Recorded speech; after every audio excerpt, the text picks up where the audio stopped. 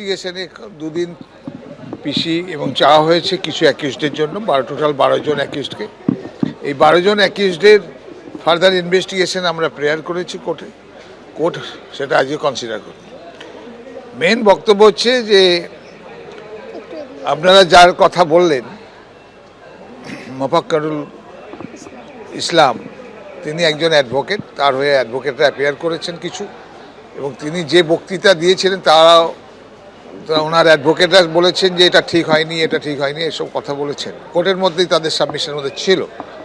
It is admitted fact যে তিনি যে বক্তব্যগুলো রেখেছিলেন তার পরিপ্রেক্ষিতে কত লোক জড়ো হয়েছিল এবং কত লোক কিভাবে ওই জায়গায় এসে তারা বাধা সৃষ্টি করেছিল এবং সরকারি প্রপার্টি থেকে শুরু করে এবং রাস্তা অবরোধ থেকে শুরু করে ন্যাশনাল হাইওয়ে মতো জায়গা সেটা অবরোধ করেছিল।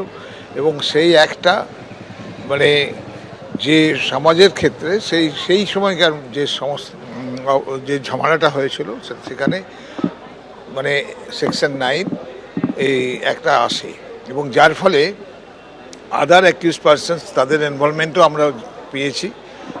যে কটি কেস আমরা 12টা কেস স্টেট করেছেন, সেই 12টা কেসের মধ্যে এনআইএ ইনভেস্টিগেশন করে দেখছে কতগুলো কেসের প্রপার ইনভেস্টিগেশনে আসে, সেগুলো আমরা করে আপনাদের নেক্সট দিন যে প্রোডাকশন আছে সেদিন আমরা জানাতে পারবো কি হচ্ছে না।